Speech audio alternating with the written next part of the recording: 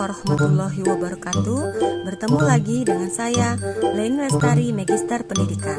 Kali ini kita akan membahas mengenai struktur teks persuasif. Apa itu teks persuasif? Menurut Keraf, teks persuasif merupakan seni verbal yang dibuat dengan tujuan agar bisa meyakinkan seseorang untuk melakukan sesuatu sesuai dengan keinginan para penulisnya pada waktu saat ini maupun di waktu yang akan datang.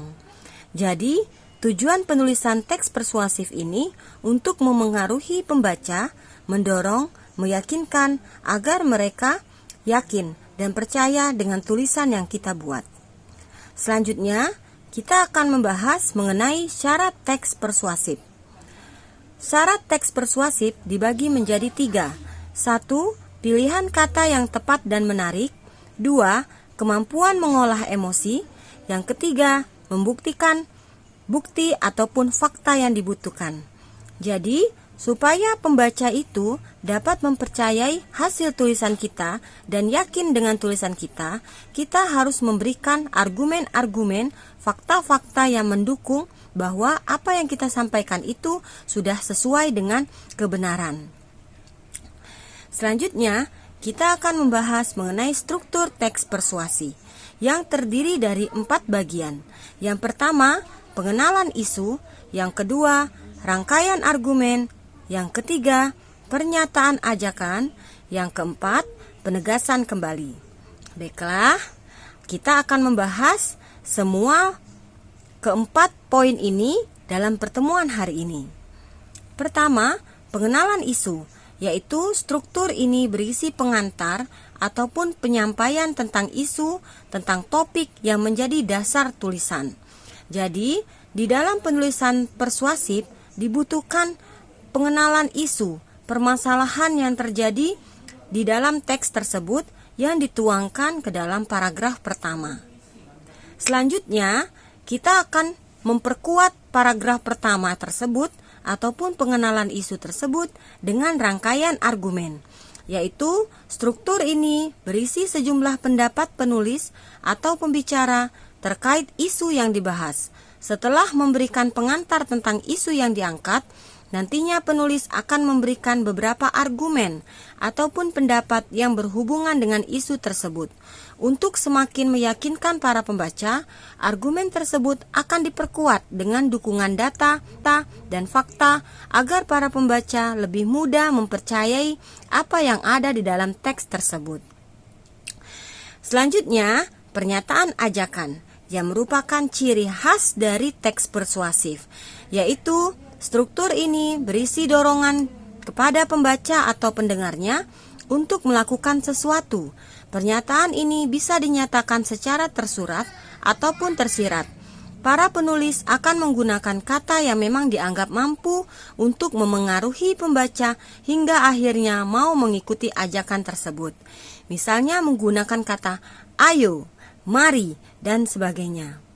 Selanjutnya, penegasan kembali, yaitu setelah diberikan suatu pernyataan ajakan, maka penulis akan menegaskan kembali apa pernyataan yang sudah ada. Biasanya, para penulis akan menggunakan pilihan kata khusus. Misalnya, demikianlah, dengan demikian, oleh karena itu, ataupun sebagainya. Penegasan kembali ini terdapat di paragraf terakhir. Baik, semuanya sudah mengerti mengenai struktur teks persuasif. Kita kembali ke kaidah kebahasaan teks persuasif. Ada 4 poin dalam penulisan kaidah kebahasaan teks persuasif. Yang pertama, membutuhkan kata bujukan. Yang kedua, menggunakan kata verba mental. Yang ketiga, menggunakan kata kerja imperatif. Dan yang keempat, menggunakan kata penghubung argumentatif. Kita beri contoh masing-masing sehingga untuk mempermudah peserta didik memahami mengenai kaidah kebahasaan teks persuasif. Kata bujukan itu menggunakan kata ayo, mari, hendaklah. Sedangkan kata verba mental itu menggunakan imbuhan, mengira, menduga, mengagumi. Selanjutnya, kata kerja imperatif, tolong, waspadalah, jadikanlah. Yang terakhir, menggunakan kata penghubung argumentatif, yaitu menggunakan kata dengan demikian, oleh karena itu, dan sebagainya. Untuk mempermudah peserta didik agar lebih memahami mengenai struktur dan kaidah kebahasaan teks persuasif, akan saya beri contoh teksnya berikut ini. Silakan dibaca dan dipahami. Di bagian paragraf pertama, itu pengenalan isu, mulai dari kata belajar menjadi kewajiban setiap peserta didik. Belajar membuat siswa lebih mengerti pelajaran yang diajarkan guru di sekolah, sampai permasalahannya yaitu tentang bermain game. Disitulah pengenalan isunya.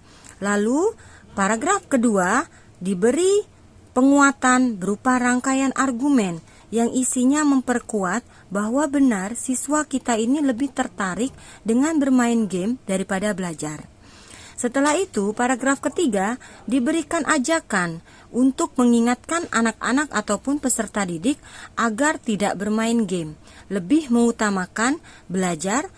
Selanjutnya, kata ajakan yang digunakan pada paragraf ketiga ini yaitu, oleh karena itu sangat penting untuk diingatkan kembali jika tugas utama seorang murid adalah belajar.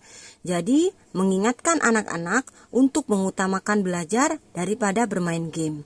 Lalu, di paragraf terakhir ditegaskan kembali dengan menggunakan kata sekali lagi ditekankan jika kewajiban utama seorang pelajar adalah belajar.